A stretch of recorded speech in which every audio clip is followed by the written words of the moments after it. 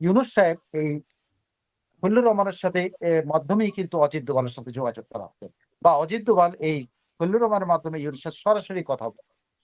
আরো একটা জিনিস দেখেন, তার কি বলে বিএনপির সাথে তার সংশ্লিষ্টতা কিভাবে হয়েছে, সেটা হলো ইউনূস সাথে তার সম্পর্ক, তারেক রহমানের সম্পর্ক ভালো করার মাধ্যমে। যেই খলিল সাহেবকে আহ, তিনজন অ্যাটলিস্ট একটা স্টেটমেন্ট দিয়ে, এবং তিনজনকে যখন বলা হয় যে অন্তর্বর্তী সরকার থেকে সরিয়ে দেওয়ার কথা দাবি করা হয়েছিল, সেই খলিলুর রহমান কিন্তু যে তারেক রহমান এবং ইউনূসের মধ্যকার বৈঠকের কিন্তু মূল নিয়ামক শক্তি ছিলেন, এবং উনিই কিন্তু ওখানে সবকিছু করেছেন। তো তারেক রহমান, সেই সময় থেকে তারেক রহমানের সাথে ওনার একটা সম্পর্ক বিল্ড আপ হচ্ছে। সেই অর্থে অজিত দোভালের সাথে ওনার একটা সম্পর্ক বিল্ড আপ হয়েছে। উনি আমেরিকার লোক, কিন্তু অজিত দোভালের সাথে একটা সম্পর্ক বিল্ড আপ করেছেন। এট দ্য সেম টাইম উনি তারেক রহমানের সাথে একটা সম্পর্ক বিল্ড আপ করছেন, এবং তিনি সবকিছু লিহাজও করেছেন। তো তারেক রহমান সেই সন্তুষ্টিতে যে ভারতের সাথে অজিত দোভালের সাথে সম্পর্ক ভালো করে দাও, আমেরিকার সাথে যে সম্পর্কটা ইউনূস খারাপ করেছে সেটাকে উন্নত করো, সেই সময় তার উপর নির্ভর করছে। তারপর আমি বলবো এই ভদ্রলোককে আমি পররাষ্ট্র মন্ত্রণালয়ের মন্ত্রী মনে করি না। আমি একে মনে করি হলো ভারত বিষয়ক মন্ত্রী। একে আপনি পররাষ্ট্রমন্ত্রী না বলে ভারত বিষয়ক মন্ত্রী বলতে পারেন, কারণ আমেরিকার সাথে বিষয়টা তার লিয়াজা করার কিছু নাই। এখানে ইয়ে আছে, কি বলে, ব্রেন্ট ক্রিস্টেনসন আছে যথেষ্ট, তারপর পল কাপুর আছে, অনেক কিছু আছে, তার দরকার নেই। কিন্তু ভারতের সাথে রিলেশনটা যেন তাকে দেখে। সো সে আসলে ভারত বিষয়ক মন্ত্রী, তাকে ভারত বিষয়ক মন্ত্রী করা হয়েছে যাতে ভারতের সাথে সম্পর্ক আগের জায়গা থেকে আরো উন্নত হয়ে যায়। ভারত শেখ হাসিনার চাইতে আরো উন্নত হয়। সো এই দিক থেকে আপনি বলতে পারেন একটা সরকার, যে সরকারটা আসলেই আহ, আমার একটা অ্যাসেসমেন্ট, হয়তো পরবর্তীতে তারেক রহমানের অতীত নিয়ে যদি আপনি টানাহেঁচড়া করি আমরা, তাইলে আবার অন্যরকম হবে। কিন্তু আমার মনে হয় একটা সমঝোতাকামী একটা বাংলাদেশকে সামনে নিয়ে যাওয়া, এবং আমার কাছে মনে হয়েছে যে উদারপন্থী একটা রাজনীতিকে সুযোগ দেওয়া, কারণ যারা উদারপন্থী তাদেরকে কিন্তু জায়গা দেওয়া হচ্ছে।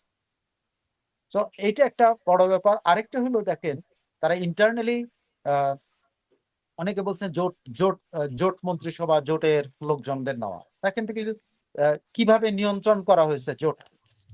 জোনায়েদ সাকিব সবাই জানে এটা বিএনপির ভোটে জিতেছে, সে গলিরও নেতা না, তার কোনো যোগ্যতা নাই। তাকে কোথায় রাখা হচ্ছে? তাকে এমন একজনের সাথে রাখা হয়েছে, তিনি হলো আমির খসরু মাহমুদ চৌধুরী। তিনি জোনায়েদ সাকিবের কাছে কোনো ফাইলই যাবে না। সো জোনায়েদ সাকিব আসলে বেসিক্যালি ছাগলের ৩ নম্বর বাচ্চা হয়, তার কোনো জায়গা থাকে না। নূর, বিকাশ নূর, যাকে জায়গা দেওয়া হয়েছে, এবং তার এক্সপার্টিজের জায়গায় দেওয়া হয়েছে, যেখানে সে সবচেয়ে বেশি পাবলিককে প্রতারণা করছে, পাবলিকের কাছে, প্রবাসীদের কাছে টাকা মারছে, সেখানে তাকে জায়গা দিয়েছে। কিন্তু কার আন্ডারে দিয়েছে? আরিফুল হক চৌধুরীর আন্ডারে। আরিফুল হক চৌধুরী তার ওকে 4 আনাও দাম দেয়, দিবে না। Ariful Haque Chowdhury is a different person. Ariful Haque Chowdhury mayor ছিলেন, আরিফুল হক চৌধুরী ডিফারেন্ট, সে একেবারে ডিফারেন্ট, তাকে পাত্তা দিবে না। আরো একজন ধরেন, কাকে আরেকজন দিছে তো, বলেন তো কে? আরেকজন আরেকজন আছেন, প্রতিমন্ত্রী হয়েছে জোট সরকার থেকে, ববি আজ্জাজ। ববি আজ্জাজ, ববি আজ্জাজরে কোথায় দিয়েছে? এহসান হক মিলনের সাথে। ও কোনো যায় আসে এহসান হক মিলন এরকম ববি আজ্জাজ যে মানে খায় পরে? Ehsan Haque is different thing. হ্যাঁ। সো তিনটাকে জোটকে নিছে, একে কিন্তু সবসময় পাহারার মধ্যে রাখছে। Set is good thing, I tell you. মানে প্রত্যেকটা নিয়ে বিতর্ক আছে, এদেরকে না দিয়ে পাচ্ছে না, কারণ এদেরকে না দিলে আবার জোটে সমস্যা হয়। সো দিয়েছে, কিন্তু এদেরকে কিন্তু নিয়ন্ত্রণে রাখছে, যাদের কাছে কোনো ফাইল যাবে না। আবার এদের এমন কোনো প্রতিমন্ত্রী পদ দেয় নাই যে প্রতিমন্ত্রী থাকলে ক্যাবিনেটে যেতে পারে, ক্যাবিনেটও যেতে পারবে না। মানে সচিবও ক্যাবিনেট যাবে, কিন্তু তারা যেতে পারবে না। সো আমি মনে করি যে at the end of the day অন্যান্যদেরটা পরে বিবেচনা হবে। বড় বড় জায়গাগুলো যেগুলার শিক্ষা, অর্থ এবং মন্ত্রণালয়, তারপরে ধরেন স্বরাষ্ট্র মন্ত্রণালয়, তারপরে ধরেন এলজিআরটি, তারপরে ধরেন কি বলে শ্রম কল্যাণ, প্রবাসী কল্যাণ মন্ত্রী, যেগুলো বড় বড় মন্ত্রণালয়, এগুলোতে আমার ধারণা বেটার চয়েস, দে আর গুড চয়েস। আমি থেকে তাদের অতীত অভিজ্ঞতা দিয়ে তারা ভালো করতে পারবে। আমি একটু খলিলুর রহমানের প্রসঙ্গে ফিরি, কারণ আমার চোখ ছানা বড়া হয়ে গেছে। আমি শিওর যে আমার অনেক দর্শকই বিস্মিত হবেন আপনার কথা শুনে, যে অজিত দোভালের সঙ্গে খলিলুর রহমানের নিয়মিত যোগাযোগ এবং সেই সূত্র ধরেই তিনি মন্ত্রিসভায় স্থান পেয়েছেন। অথচ মানুষ তীব্র প্রতিক্রিয়া জানাচ্ছে এই কারণে তিনি আমেরিকার পিকআপ, রাইট? সো এখন আপনার এই কথা শুনতে শুনতে আমার মনে পড়ছে যে যখন ভারতের প্রধানমন্ত্রী নরেন্দ্র মোদী যখন ডোনাল্ড ট্রাম্পের সঙ্গে বৈঠক করেছিলেন, বাংলাদেশ প্রসঙ্গ সাংবাদিকরা প্রশ্ন করলেন, তখন ডোনাল্ড ট্রাম্প বলেছিলেন যে আমি মোদির চোখে, মানে ভারতের চোখে বাংলাদেশকে দেখতে চাই। মানে এই সম্পর্কটা কেমন করে হইল? কারণ তিনি, বলা হতো যে তিনি আমেরিকা থেকে মানে আমেরিকার আমেরিকার কি বলবো, স্বার্থ রক্ষার জন্য তিনি এখানে। সো ছানা বড়া হওয়ার বিষয়টা তো আপনাকে বললাম, কিন্তু তাহলে আপনি যে আবার বলছেন যে ডক্টর ইউনূস তারেক রহমানের যে বৈঠক সেটিরও মধ্যস্থতা করেছেন খলিলুর রহমান, তার মানে এই মধ্যস্থতায় ডক্টর ইউনূসের সঙ্গে তারেক রহমানের যে বৈঠক, লন্ডন বৈঠক, সেটা আসলে অ্যারেঞ্জই করেছে ভারত। আপনি এক অর্থ বলতেই পারেন, কারণ কি আমি হি ইজ মানে গোয়েন্দা ভাষায় বলে অ্যাসেট। সে হইলো বেসিক্যালি আমেরিকান লোক, কিন্তু ভারত দ্বারা পিকড হয়েছে। সে পিকড হয়েছে কিভাবে আমি বলি, আমার কাছে যেটা মানে এটা গোয়েন্দা থ্রিলারের কথা আমি বলছি না, তার ঘটনার ধারাবাহিকতা আমি বলতে পারি। যখন ভারতের সাথে সম্পর্ক খুব খারাপ এবং ইউনূস যে কোনো মূল্যে কি বলে মোদির সাথে একটা যোগাযোগ করার জন্য মরিয়া হয়েছিলেন, খুব সম্ভবত বিমস্টেক বৈঠকে বোধহয় মোদির সাথে তার বৈঠকটা হয়। আপনার সেই সময়কার যদি ঘটনাবলী মনে থাকে, সেই সময়কার ছবিগুলো যদি মনে থাকে, ইট ওয়াজ দ্য অনলি পার্সন যে খলিলুর রহমানের সাথে কিন্তু অজিত দোভালের ছবিতে পাওয়া যাচ্ছে প্রথমে আগে, যে খলিলুর রহমান বিমস্টেকের ওখানে কোনো একটা জায়গায় অজিত দোভালের সাথে বৈঠক করেছে। সেই অজিত দোভালের সাথে বৈঠক করার পর তখন কিন্তু কেউ ভাবে নাই যে মোদি তার সাথে বৈঠক করছে, কিন্তু আপনি এখন সব আশ্চর্য হয়ে গেল সবাই যে মোদির সাথে তার বৈঠক হলো এবং মোদি তাকে সময় দিয়েছে। যদিও সেখানে মানে বিনিময়টা ভালো হয় নাই, যে ইউনূস সাহেব মনে করছে তার কথা সবাই শুনবে, আমি নোবেল বিজয়, আমি বললেই সব শুনবে। শেখ হাসিনাকে থামানোর চেষ্টা করছেন অনেক কিছু, কিন্তু মোদি তাকে বলে দিচ্ছে যে শেখ হাসিনা কি বলে না বলে এটার উপর আমাদের কোনো নিয়ন্ত্রণ না, করে দিচ্ছে। কিন্তু ওই বৈঠকটা যে অ্যারেঞ্জ করতে পারছে সেই সময়ের মধ্যে, it was is success, it was is first success. এবং সেই ফার্স্ট সাকসেসের মধ্যেই অজিত দোভালরা তাকে পিক করে এবং তার মাধ্যমেই কিন্তু এই টোটাল প্রসেসটাতে আগায় না। এবং এটা তারেক রহমান জানেন যে ইন্ডিয়ার সাথে যদি সম্পর্ক আগায় নিতে হয়, বাংলাদেশে তাদের অনেক লোক আছে, ইন্ডিয়ার অনেক লোক আছে, সালাউদ্দিন সাহেব আছেন, আমির খুসরো মহাজুদ্দিন, কিন্তু যে জায়গা থেকে বাংলাদেশ ভারত সম্পর্ক, সেটা বাংলাদেশ ভারত সম্পর্কটা এখন কোন জায়গায় নিয়ে পৌঁছানো হয়েছে। বাংলাদেশ ভারত সম্পর্কে এমন এক জায়গায় পৌঁছানো হয়েছে যে ভারত তার সীমান্তবর্তী, বাংলাদেশ সীমান্তবর্তী সবসময় অ্যালার্ট থাকে, এই জায়গা থেকে সরাইতে হবে। এটা তো আমির খসরু মাহমুদ সরাইতে পারছে, এটা ওনারা সরাইতে পারবে না। তো রাইট পার্সনটাকে অজিত দোভাল। তো অজিত দোভালকে কে কনভিন্স করতে পারে, তার সাথে আর কারো সম্পর্ক নাই ক্যাবিনেট করতে। অজিত দোভাল হলো একজন technocrat person, he is not a politician. So say politician না। তার সাথে কিন্তু সালাউদ্দিন কিন্তু নেগোসিয়েট করার মতো ব্যক্তিও না। তার সাথে আমির খুসরা যাইতে পারবে ওই যে কি বলে স্বরাষ্ট্রমন্ত্রী ভারতের, তিনি অমিত শাহ বা কি যেন ওনার নাম আমি ভুলে গেছি। তো তাদের সাথে পারে, কিন্তু এই টেকনোক্র্যাট যে লোকটা আসলেই মোদির ডান কান, মানে মোদির কানে যদি কেউ ফিসফাস করে ইন্টারন্যাশনাল ইস্যুজে এবং সিকিউরিটি ইস্যুজে, সেটা কিন্তু অজিত দোভাল। সো অজিত দোভাল যাকে পিক করছে তার মাধ্যমেই কিন্তু মোদির কান পর্যন্ত পৌঁছানো যাবে।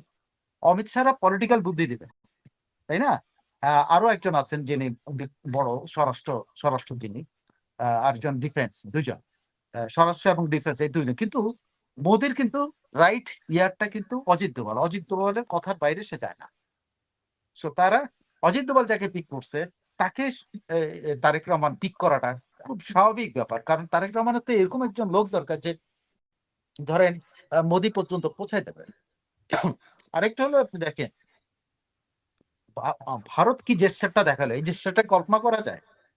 স্পিকারকে পাঠাও, স্পিকারের সাথে কিন্তু কোন ডিগনিটারির সাথে প্রথম মিটিংটা কার হয়েছে? স্পিকারের সাথে তারেক রহমানের, জানেন তো এটা? তারেক রহমান এবং কিন্তু ভারতের স্পিকার তার সাথে কিন্তু মিটিং হয়ে গেছে এবং বলা হচ্ছে যে তারেক রহমান প্রথম ভিজিটটা কিন্তু দিল্লি করবেন। এবং আপনি দেখেন যে শাহবাজ শরীফের সাথে আমাদের ইউনুস আলী মাতব্বর বা ইউনুস আলী সওদাগর বা ইউনুস আলী সুদখোর সম্পর্ক করার চেষ্টা করছে, সেই শাহবাজ শরীফ কিন্তু কোনো পাত্তাই পায় নাই কিন্তু এই টোটাল অ্যারেঞ্জমেন্টের মধ্যে। আপনি কি দেখতে পেয়েছেন টোটাল অ্যারেঞ্জমেন্টের মধ্যে কোনো পাত্তা নাই? এবং আহ, আহ, অভিনন্দন জানানোর ক্ষেত্রেও তারা দূরে আছে এবং দাওয়াতের ক্ষেত্রেও দূরে আছে। সেটা কি India. So India is giving Bangladesh A priority to get A normal Bangladesh, যে বাংলাদেশে তারা চিন্তা করতে হবে না। সো সেটা কে করতে পারবে? সেটা তারেক রহমান করতে পারবে এবং তারেক রহমানকে যে হুইসপার করতে পারবে। ভারত একটা হুইসপারারকে বের করছে এবং বাংলাদেশেও কিন্তু অজিত দোভাল পর্যন্ত পৌঁছাতে হলে কিনা যে লাগবে কাকে? খলিলকে লাগবে। এটা অমিত শাহকে দিয়ে হবে না, আবার ওই স্বরাষ্ট্রমন্ত্রীকে দিয়ে হবে না, একে লাগবে।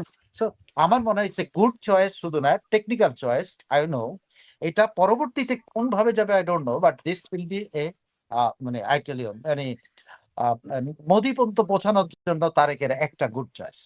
ওকে, সাইফুল ভাই, আপনি কিন্তু আপনার এই উত্তরের মধ্যে অসংখ্য প্রশ্ন চলে আসে।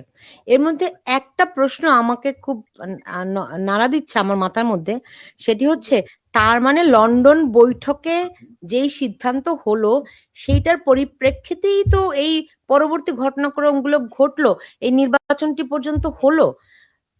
তো আওয়ামী লীগকে বাদ রেখে তাহলে নির্বাচনটি কেন হলো? ভারত কেন এটা চাইলো? ভারত তো এটা চায় নাই, ভারত চাওয়ার দরকারও নাই।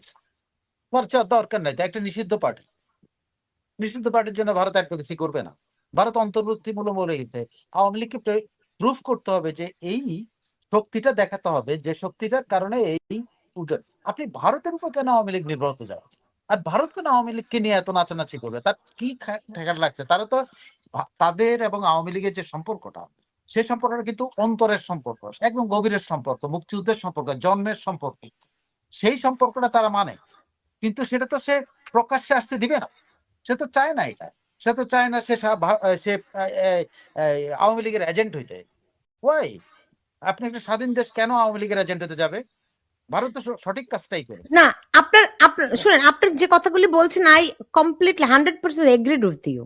এ ব্যাপারে আমার কোনো ডিফার আমি করি না একদম। যে প্রত্যেকটি দেশের কতগুলি মানে রাজনৈতিক বিষয় থাকে, সবগুলো দলের সঙ্গেই তার সম্পর্ক থাকতে হয়, আছে। এমনকি জামাতের সঙ্গেও ভারতের সম্পর্ক আছে। I have no doubt, no issue with that. My point is, আপনি তাহলে যে যেই হিসাব নিকাশ গুলোর প্রেক্ষিতে এই নির্বাচনটি হয়ে গেল, সে আওয়ামী লীগকে ছাড়া যেই নির্বাচন, আওয়ামী লীগ তো নিষিদ্ধ দল নয়। আওয়ামী লীগ হচ্ছে না, আমি শেষ করি। আওয়ামী লীগের কার্যক্রম নিষিদ্ধ করে রেখেছে আইনি প্রক্রিয়ায়। তাহলে তারা যে নেগোসিয়েশনের মাধ্যমে যেসব শর্তের ভিত্তিতে এই নির্বাচনটি হয়ে গেল, সেইখানে তো নির্বাচনের আগেই তারা চাইলে, তারা বলতে যে নেগোসিয়েশনের টেবিলে তাদের যত রকম টপিক গুলো ছিল, সেই টেবিল থেকেই তো আসতে পারতো যে আওয়ামী লীগের কার্যক্রমের উপর নিষেধাজ্ঞা তুলে নাও, একে অন্তর্ভুক্তিমূলক নির্বাচন করো। সেটি তো হলো না। দাঁড়ান, আমার প্রশ্ন এটাও না।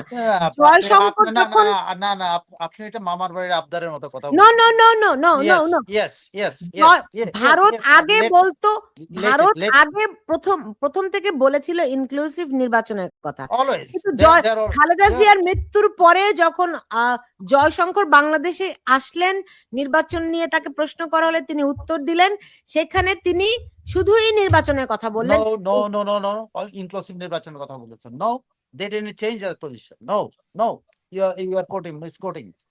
না, তার বক্তব্যের মধ্যে No, you are misquoting him. He never. Jaishankar বা ভারতের পররাষ্ট্র মন্ত্রণালয় বা ভারত সরকার এখন পর্যন্ত ইনক্লুসিভ রাজনীতির কথা বলছে। নির্বাচনের কথা আপনি বলেন নাই তো। সে বাংলাদেশে ইনক্লুসিভ পলিটিক্স এর কথা বলছে। Always that telling this. Inclusive নির্বাচনের কথা তো ভারতের পররাষ্ট্র মন্ত্রণালয় কখনো বলে না। তারা বলছে ইনক্লুসিভ পলিটিক্স।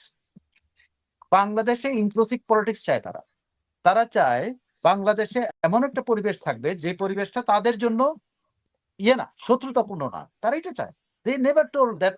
একবারও কিন্তু তাদের টোটালটা পাবেন না তারা ইনক্লুসিভ একদম নির্বাচন চেয়েছে। তারা ইনক্লুসিভ পলিটিক্স চেয়েছে এবং সেখানে তারা প্রেফার করেছে আওয়ামী লীগকে দাও, আমি আপনাকে কতগুলি পয়েন্ট বলি, আপনার এইগুলো হচ্ছে কি, আমি আপনাকে একটা শব্দ বলে আমি হয়তো আহত করছি যে মামার বাড়ির আবদার, না আমি আহত করতে চাই নাই, কিন্তু কথাটা আমি এইভাবে বলছি যে আপনি জাস্ট ভাবেন একটা নেগোসিয়েশন হচ্ছে, সেই নেগোসিয়েশনে 3টা পার্টি, ভারত, কেয়ারটেকার গভর্নমেন্ট বা অন্তর্বর্তী সরকার এবং বিএনপি। এখানে বিএনপিও আওয়ামী লীগকে চায় না, কেয়ারটেকার এখানে চায় না, শুধু ভারত চায়। আপনি কোনটা জিতবে, যে ভোটে কোনটা জিতবে, সে ভোটে ফালাই দিলেন, কে জিতবে? না, এটা তো ভোটাভুটির ব্যাপার না, এটা না না না না না নেগোসিয়েশনের না না ব্যাপার। না, এটা তো এখন আপনার আপনি যদি এটা দাঁড়ান, পাওয়ার আপনি যদি এক্সারসাইজের কথা। বঙ্গবন্ধুর ফর্মুলায় যান, যদি একজনও ন্যায্য কথা বলে আমরা সংখ্যাগরিষ্ঠ হলেও তা মেনে নেব। তো এখন আপনি যেই তরিকা বলছেন এটা তো ন্যায্য কথা না। এটা ন্যায্য কথা না, তো আমি তো বারবার বলছিলাম অবশ্যই ন্যায্য কথা না, অবশ্যই ন্যায্য কথা না, অবশ্যই বিএনপির এটা ন্যায্য না, এটা নিয়ে কোনো সন্দেহ নাই। কিন্তু বিএনপির এই পথ ছাড়া কি পথ আছে? বিএনপি কি আওয়ামী লীগ দ্বারা চ্যালেঞ্জ হতে চাইতে এই ক্ষমতা আসার জন্য? আপনি কি বলেন? আপনার কাছে কি মনে হয় তাহলে তাদের এই ভয়টা ছিল? অবশ্যই ছিল, যে অবশ্যই ছিল, অবশ্যই ছিল। তাদের এই ভয়টা ছিল যে আওয়ামী লীগ নির্বাচনে অংশগ্রহণ করলে তারা হেরে যাবে? না, হেরে না গেলেও তাদের এইরকম যে নিরঙ্কুশ সংখ্যাগরিষ্ঠতা তারা চেয়েছে, যারা এরকম একাধিপত্য চেয়েছে, তারা যেরকম একটা মানে একক ক্ষমতা চেয়েছে সবকিছুর জন্য, সেটা তারা পেত না। এটা নিশ্চিত তো। আপনি যদি নিশ্চিত হন যে যদি আমি একটা দলকে যেটা অন্য একজন করছে আমি করি না, এটার জন্য দায় আমার না, আরেকজনের দায়। সে যদি টেবিলে আসে, সে আমার পরোটার মধ্যে ভাগ বসাবে। আপনি যে জানেন, আপনি তো চাইবেন না। আপনি কি চাইবেন? বিএনপি এটা চায় নাই। সো নির্বাচনটা হতেই হবে। আর ইন্ডিয়ার কাছে এটা প্রায়োরিটি ছিল, বিশ্বাস করেন, যে কোনো মূল্যে নির্বাচন হওয়া। ইন্ডিয়ার কাছে প্রায়োরিটি ছিল যে কোনো মূল্যে ইউনূসের হাত থেকে রক্ষা পাওয়া। ইন্ডিয়ার কাছে এটা প্রায়োরিটি ছিল এই জঙ্গিদের হাত থেকে রক্ষা পাওয়া। ইন্ডিয়ার কাছে এটা প্রায়োরিটি, এটা আওয়ামী লীগকে ক্ষমতায় আনা। ইন্ডিয়ার কাছে এটা প্রায়োরিটি না আওয়ামী লীগকে রাজনীতিতে আনা। আওয়ামী লীগকে তার রাজনীতি আসতে হবে, ইন্ডিয়া তার প্রেশার ক্রিয়েট রাখবে। ইন্ডিয়ান নিশ্চিত থাকেন, ইন্ডিয়ান আসলে ইউরোপিয়ান ইউনিয়ন এবং কমনওয়েলথ তাদের অব্যাহত রাখবে আওয়ামী লীগকে সারফেসে আনার জন্য। কিন্তু আওয়ামী লীগকেও সারফেসে আসার জন্য কাজ করতে হবে। এইটা ওকে, মামার বাড়ির আবদার করবো, না আমাকে দিতে হবে, তা তো সেটা অবশ্যই রাজনৈতিক আমি দল ওই তার রাজনীতি করবে, ওটা এই নিয়ে জন্য আমার কোনো প্রশ্ন নাই। এই কিন্তু জন্য আপনাকে এই কথা বলছি, কিন্তু আপনি রাগ করেন না। না না না, আমি রাগ করছি না, আমি রাগ করছি না, কিন্তু আমার পয়েন্টটা হচ্ছে, মানে দেখুন, আওয়ামী লীগ একটি রাজনৈতিক দল, তাদেরকে কেমনি করে রাজনীতিতে ফিরতে হবে এটা তো কারো শিখাই দিতে হবে না, দেন নো ইট। ওকে, আমার সেই ব্যাপার নিয়ে কোনো প্রশ্ন নাই, কিন্তু আমি মাঠে নামলেই আমাকে কুপিয়ে হত্যা করা হবে, আমি মাঠে নামলেই আমার গায়ে আগুন দেওয়া হবে, মামলা মোকদ্দমা তো আছে, মামলাও না হয় তারা ফেস করবে, রাজনীতিতে এরকম মামলা মোকদ্দমা হয়, আমার সেটা নিয়েও কোনো অসুবিধা নেই।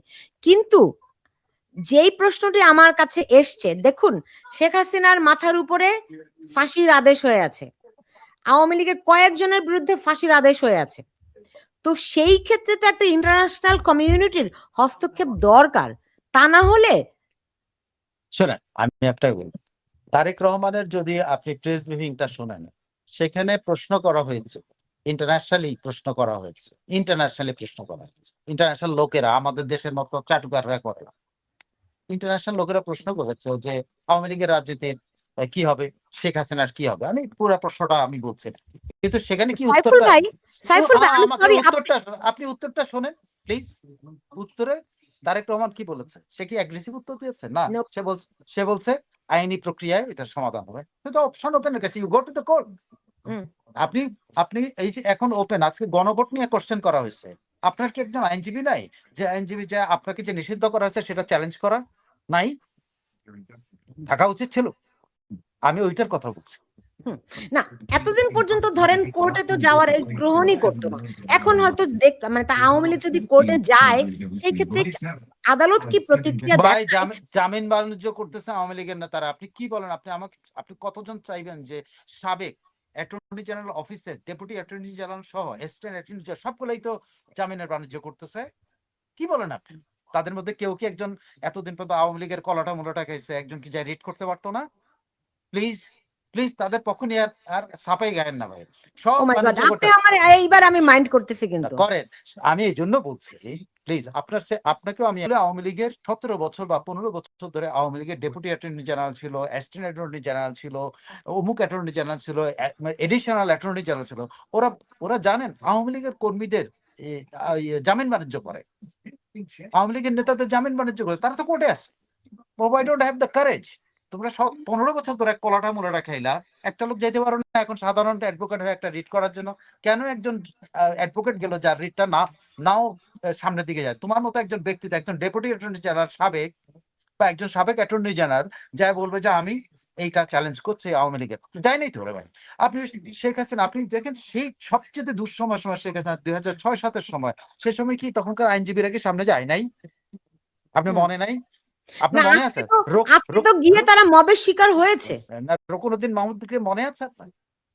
হ্যাঁ, রুকনুদ্দিন মাহমুদের মতো একটা ব্যক্তিত্ব যাক, মহের শিকার হয় কিনা দেখেন। যায় নাই তোকে, নো ওয়ান। যারা কলার আপনি গেছে কারা জানেন? কর্মীরা গেছে, কর্মীরা তো যাবে, তারা এটা তো যাবে রে ভাই। কিন্তু আপনি একজন ব্যক্তি যে আওয়ামী লীগের, আমি বারবার বলছি, আগে deputy attorney general, additional attorney general, assistant attorney general এবং অ্যাটর্নি জেনারেল বেঁচে আছেন, একজন গেছে ভাই। রুকনুদ্দিন মাহমুদরা কিন্তু দিত। আনিসুল কি জানো, ওই যে আইনমন্ত্রী হয়েছেন, তারা কিন্তু গেছিল কিন্তু আওয়ামী লীগের জন্য, ফাইট করেছে। ওয়ার আর দে? যারা 15 বছর খাইছে ওরা কিন্তু খায় নাই, কিন্তু রুকনুদ্দিন মাহমুদরা আওয়ামী লীগের কলাটা মোলাটা খায় নাই। ওই যে আনিসুল হক আওয়ামী লীগের কলাটা মোলাটা খায়নি, বাট ফাইট করছে। আর যারা কলাটা মোলাটা গেছে তারা কিন্তু আজকে নাই, তারা কিন্তু বাণিজ্য করে, জানেন, জামিন বাণিজ্য করছে এবং খুব রূঢ় হবে। আওয়ামী লীগের একটা নেতা কর্মীর কাছে, যাদের কাছে কোনো টাকা পয়সা নেই, তাদের কাছে কত টাকা আদায় করা আপনি কল্পনা করতে পারবেন। এগুলো বললে এখন অনেকের চরিত্র হনন করা হয়। ওকে, এখন ধরেন জুলাই সনদের কি হবে, গণভোটের কি হবে? গণভোটের ভবিষ্যৎ তো বুঝতেই পারছি, তো জুলাই সনদের কি হবে? জুলাই জুলাই হয়ে গেছে। জুলাই হয়ে গেছে। It is done. এটা আমার কাছে সবচেয়ে পছন্দ হয়েছে, আমার এইটাই, জুলাই হয়ে গেছে। এটা খুব জরুরি ছিল হওয়াটা। হ্যাঁ, তো কিসের গণভোট, কিসের জুলাই সনদ, কিসের জুলাই সনদ, এটা তো বলে নাই। না না না, এখানে কিন্তু আইনি প্রক্রিয়া, জুলাই সনদ বলে কিছু নাই তো এখন আর আইনি প্রক্রিয়ার মধ্যে। এটা চলে গেছে হলো গণভোটে। মানে গণভোটের ভেতরে যে বিষয়গুলো আছে সেটা কিছু কিছু জুলাই সনদে আছে, আর কিছু আছে হলো সংস্কারে। বেশিরভাগ হলো সংস্কারে, মানে 80টা না 82টা এরকম কিছু একটা। আপনি 3টা কারণে এটা ইনভ্যালিড হয়ে যেতে পারে। আমি একটা হলো, সেটা হলো যে অধ্যাদেশটা, এই যে জুলাই সনদের জন্য যে অধ্যাদেশটা করা, যে প্রোটেকশনের জন্য, যারা ইনডেমনিটি দেওয়ার জন্য যে অধ্যাদেশটা, প্লাস ভোটের জন্য, গণভোটের জন্য যে অধ্যাদেশটা করা হয়েছে, এটা রাষ্ট্রপতির এখতিয়ার আছে কি নাই, এটা নিয়ে কোশ্চেন হয়েছে। কোশ্চেনটা কি? রাষ্ট্রপতি সংবিধান অনুসারে ওইটাই অধ্যাদেশ দিতে পারেন যেটা সংবিধানে আছে। সংবিধানে নাই এমন কিছু রাষ্ট্রপতির এখতিয়ারে নাই, সবই সংবিধানের আওতায় পার্লামেন্টে। সো ওই অধ্যাদেশটা কিন্তু বাতিলযোগ্য, এবং সেটা আদালতের মাধ্যমে বাতিল হতে পারে। আবার ওই অধ্যাদেশটা কি হতে পারে, যেটা হলো বিএনপি কি করতে পারে, এটা পার্লামেন্টে উঠালো না, 30 কর্মদিবসের মধ্যে সকল কিছু উঠাতে হয়, উঠালো না। অথবা এটা হতে পারে 30 কর্মদিবসের মধ্যে উঠালো, কিন্তু এটা সেটেল করলো না, বাতিল হয়ে গেল। তো বহু পথ আছে। হ্যাঁ, বুঝতে পারছি, অনেকগুলো পথ আছে, সবই আসলে আদালতের পথ। তো আরেকটি বিষয়, না, পার্লামেন্টের পথ, আদালতের একটা, আদালতের অনলি ওয়ান, সেটা হলো ওই অধ্যাদেশগুলোকে চ্যালেঞ্জ করা। আর পার্লামেন্টের হাতে আছে কিন্তু অনেকগুলা পথ।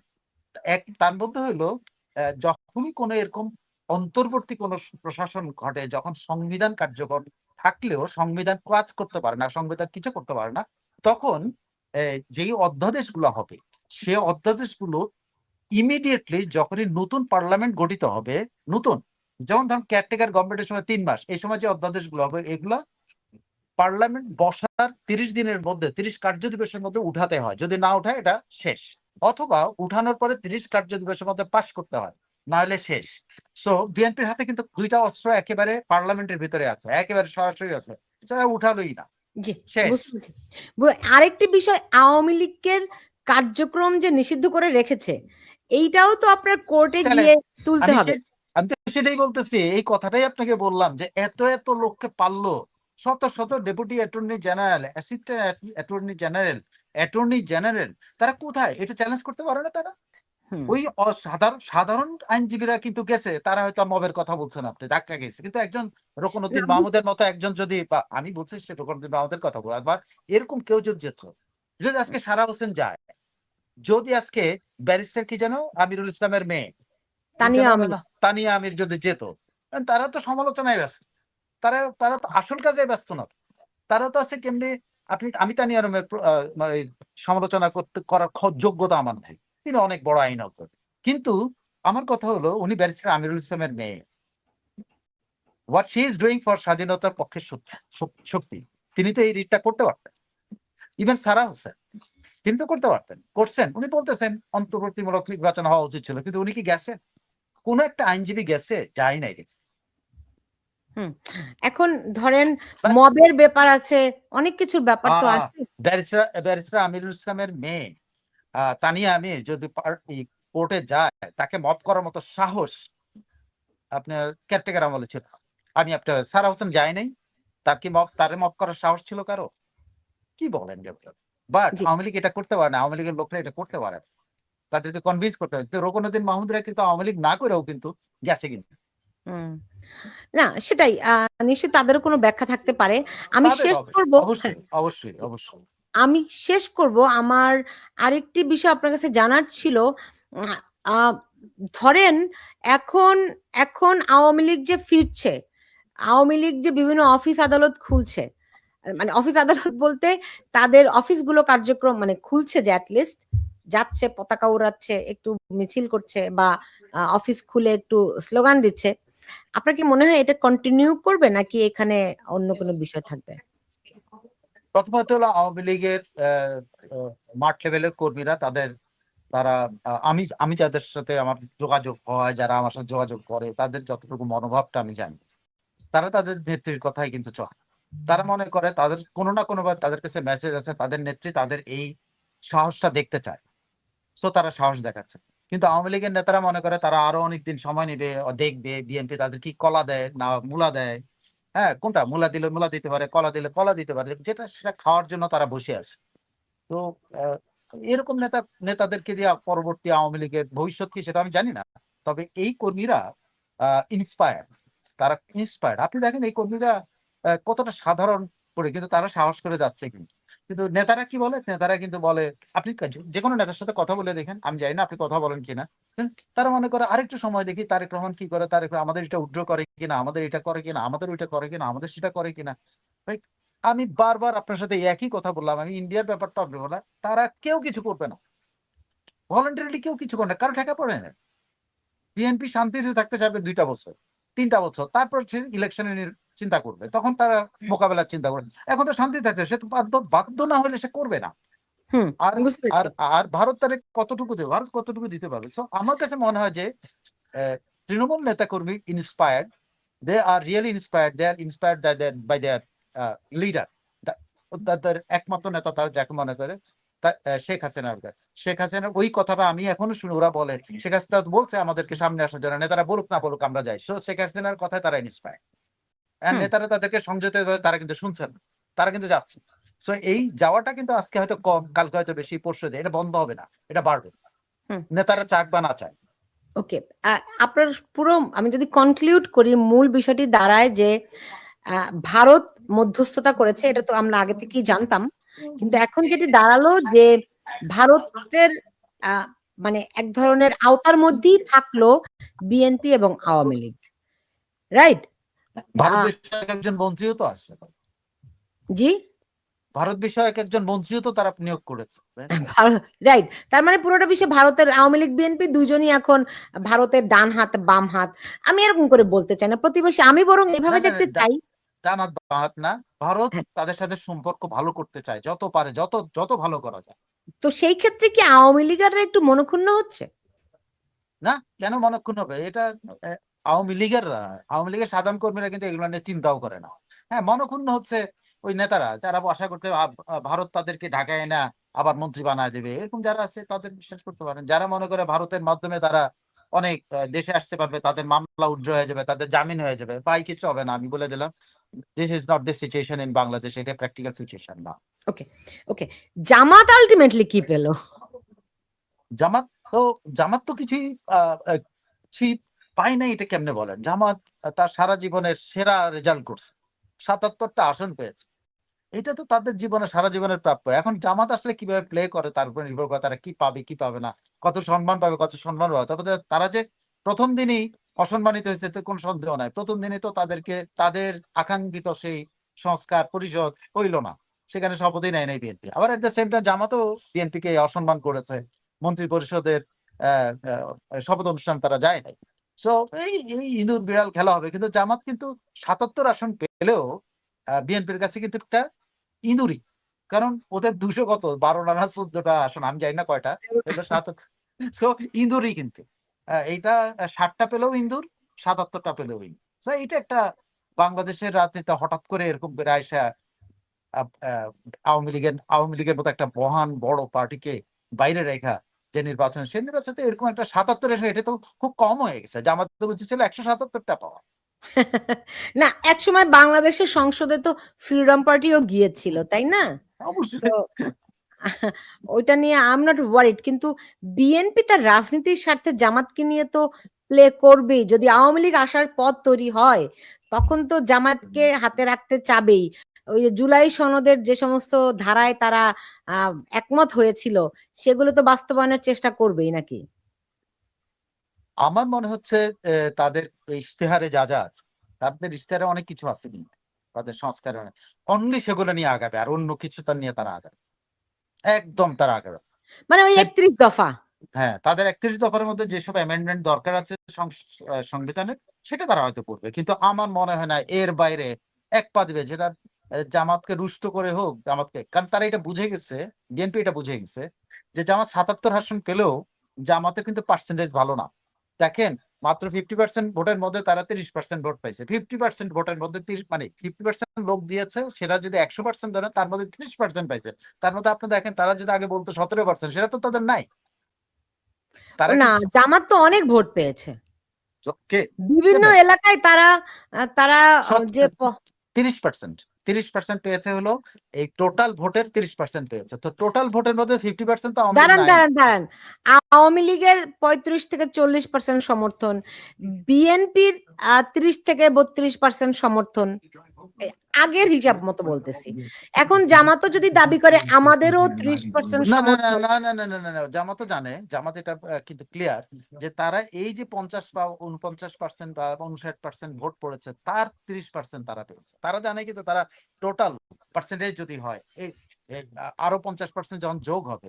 আর আওয়ামী লীগের ব্যাপারটা আমি বলি, আওয়ামী লীগ কিন্তু লাস্ট ইলেকশন হিসাব করে বা তারা ইলেকশন করে বা তার আগে একদম ২০০৭-৮ একটা হিসাব করলে আওয়ামী লীগ কিন্তু 40-র উপরে। আওয়ামী লীগ কিন্তু 35 বা 30 না, তার উপরে। এটা একদম সে সময় ২০০৯ এরটার কথা বলছি। তো সেই হিসাবে কিন্তু জামাতের যে পার্সেন্টেজ, আমার ধারণা তারা যদি আওয়ামী লীগ এখানে থাকতো, এখানে জামাত ৭-৮টা আসন পাইত একা। ৭-৮টাও পাইতো কিনা আমার দেখেন একা। তারা কিন্তু ধরেন বিএনপির সাথে জোট করেও কিন্তু তারা মাত্র ১৬-১৭টা আসন পেয়েছে। এককভাবে তারা কিন্তু পেয়েছে এই পর্যন্ত ৩টা, আর এবারই তারা পেল হলো আবারও জোট করে ৭৭টা পেয়েছে। জি। সাইফুল ভাই, আমার শেষ প্রশ্ন আপনাকে। দেখেন, এই যে গত ১৮ মাস ধরে যে আমরা জঙ্গিদের যে তাণ্ডব দেখলাম, দে আর স্টিল দেয়ার। তারা তো এখনো বাংলাদেশে আছি। বিএনপি, আমরা ধরেন তাদের আমলে ওই যে ৬৩ জেলায় বোমা হামলা, সিনেমা হলগুলোতে বোমা হামলা, বাংলা ভাইয়ের উত্থান, আমরা তো আর এগুলি ভুলে যাইনি। আর ১০ এখন ট্রাক অস্ত্র, যখন, হ্যাঁ, ১০ ট্রাক অস্ত্র। ১০ ট্রাক অস্ত্র, ২১ আগস্ট বোমা গ্রেনেড হামলা। এইবার এই সমস্ত শক্তি, অন্ধকারের শক্তি তো অলরেডি মাঠে সক্রিয়। সো তাদের ব্যাপারে বিএনপি কতটা শক্ত হবে বলে আপনি মনে হয়? দেখেন, এই মন্ত্রিসভা গঠনের মধ্যে দিয়ে আপনি খেয়াল করে দেখেন, তারেক রহমান তার অতীত ভোলার চেষ্টা করেছে। সেটা হলো বাবরের, সবাই বলছে বাবর স্বরাষ্ট্রমন্ত্রী হবে, হয়েছে? হুম। হয় নাই সে কিন্তু। আপনি খেয়াল করে দেখেন, তিনি এইখানে কাউকে তেমন জায়গা দেন নাই যারা সন্ত্রাসী হিসাবে খ্যাত। একমাত্র কায়কোবাদ, কি কায়কোবাদ যেন একজন আছে, উনি কায়কোবাদ হুম। ছাড়া। এছাড়া আর সন্ত্রাসী হিসাবে কিন্তু পুরা ক্যাবিনেটের মধ্যে আপনি কাউকে পাবেন না। আচ্ছা, মির্জা আব্বাস পেল না কেন কোনো মন্ত্রিত্ব? I don't know what is the politics of that, আমি এটা জানি না। এটা কি হাদির সঙ্গে সংশ্লিষ্ট করে কোনো কিছু, বা না, না, জামাতের? না, না, এটা আমি জানি না। আমার ধারণা আহ, কিছুদিন বাদেই মির্জা আব্বাস কোনো না কোনো বড় পজিশনে যাবে। ওকে, বুঝতে পেরেছি। ওকে সাইফুল ভাই, আপনাকে অনেক ধন্যবাদ জানাচ্ছি আমার সঙ্গে আজকে যুক্ত হওয়ার জন্য। আপনার সঙ্গে কথায় বসলে ২০ মিনিটের কথা বলি ঠিকই, কিন্তু কথা অনেক দূর চলে যায়, ডাবল হয়ে যায়, 41 মিনিট হয়ে গেছে। আপনাকে অনেক ধন্যবাদ জানাচ্ছি আমার সঙ্গে যুক্ত থাকার জন্য। আপনি ভালো থাকুন। আপনিও ভালো থাকবেন। আপনাকে আমি অনেক বকা দেখেন দিয়েছি। শেষ আর করেও আমার শেষ হইল না কিন্তু। এখন এই আচ্ছা, ইউনুস গংদের কি হবে? তারা তো সবাই পালাচ্ছে শুনতেছি, হ্যাঁ? এবং তাদের তাদের তাদের বিরুদ্ধে ২-৪ টা মামলা হওয়া উচিত না? এইটা মামলা তো হবেই। আপনি নিশ্চিত থাকেন এটা মামলা হবে। ইউনূসের সকল কর্ম দেখার মতো বিষয়। এবং কিছু কিছু জেলায় যেখানে নাকি আওয়ামী অধ্যুষিত যে জেলাগুলো আছে সেখান থেকে কোনো মন্ত্রী আসেনি। তো এগুলি একটা ব্যাপার। কিন্তু এত আলোচনার মধ্যে যে আলোচনাটা সবচেয়ে বেশি মানুষের কাছে গুরুত্ব পেয়েছে এবং অনেকে আমাকে জিজ্ঞাসা করছে, ভাই এটা কি হলো, ভাই এটা কি হলো। আমি আসলে ওটাকে আজকের আলোচনার মূল ফোকাস করতে চাই। এতক্ষণ যেগুলি বললাম এগুলি ভূমিকা মাত্র, এগুলি নিয়ে তেমন কোনো কিছু বক্তব্য নাই। কারণ উনি ওনার প্ল্যান মতো করেছেন। যেটা নিয়ে আলোচনা করব সেটাও ওনারই প্ল্যানই হয়েছে, সেটা কিন্তু আমাদের কোনো প্ল্যান নাই, আমাদের কোনো বক্তব্য নাই। কিন্তু আমার কেন যেন মনে হয়েছে যে তারেক রহমান সাহেব কেন যেন একটা সমালোচনাকে ইনভাইট করতে যাচ্ছেন এটা নিয়ে। এটা অহেতুক কিনা আমি বলবো না, আমি জানি না, কারণ সব হেতু তো আর আমাদের মতো সাধারণ মানুষের জানার কথা না। আমরা ধারণাও করতে চাই না, কারণ যে এগুলি ধারণার মধ্যে আসে সেগুলো একটু খুব আপনার সুন্দর না, এগুলো শুনতে খুব ভালো লাগবে না, কাজে ওই ধারণাগুলো আমি উচ্চারণই করতে চাই না। ঘটনাটা হলো পররাষ্ট্রমন্ত্রী নিয়ে। উনি দুজন টেকনোক্র্যাট মন্ত্রী কিন্তু নিয়েছেন এখানে, দুজনই তো দেখলাম মোটামুটি যতটুকু মনে পড়ে। এবং দুজনের মধ্যে একটা টেকনোক্র্যাট মন্ত্রী যাকে নাকি পররাষ্ট্র মন্ত্রণালয়ের মতো একটা গুরুত্বপূর্ণ মন্ত্রণালয়ের দায়িত্ব দেওয়া হয়েছে। এই পররাষ্ট্র মন্ত্রণালয় হিসেবে নেওয়া হয়েছে মিস্টার খলিলুর রহমানকে। উনি অনেক পরিচিত একটা নাম বাংলাদেশের, আগে কেউ চিনত না। এই ইউনূস সরকার আসার পর উনি বিখ্যাত হয়ে উঠেছেন। উনি ইউনূস সরকারের অন্তর্বর্তীকালীন সরকারের জাতীয় নিরাপত্তা উপদেষ্টা ছিলেন। এই মিস্টার খলিলুর রহমানকে নিয়ে তখনই, যেদিন ওনাকে নিরাপত্তা উপদেষ্টা হিসেবে নিয়োগ করা হয়েছে, তার আগে উনি রোহিঙ্গা বিষয়ক ছিলেন, উপদেষ্টা ছিলেন, এবং তারপর ওনাকে নিরাপত্তা উপদেষ্টা করা হয়। পরে ওনাকে বিমানের যে বোর্ড আছে সেই বোর্ডের মেম্বারও করা হয়। মন্ত্রিত্ব দুইটা মন্ত্রিত্বের মতো পদের থেকে উনি বিমানের বোর্ড মেম্বার হয়েছিলেন। কেন হয়েছিলেন? নিশ্চয়ই ওনার আগ্রহ ছিল। তো এরকম একজন ব্যক্তি, এবং যাকে নিয়ে শুরু থেকেই বলা হচ্ছিল যে উনি একজন দ্বৈত নাগরিক। শুরু থেকে যখন বলা হচ্ছে, প্রথম কয়েকজন উনি কিছু বলেননি, তারপর উনি বলেছেন, চ্যালেঞ্জ করে বলেছেন, না উনি দ্বৈত নাগরিক না, উনি একমাত্র বাংলাদেশেরই ওনার পাসপোর্ট আছে, আর কোনো পাসপোর্ট নাই।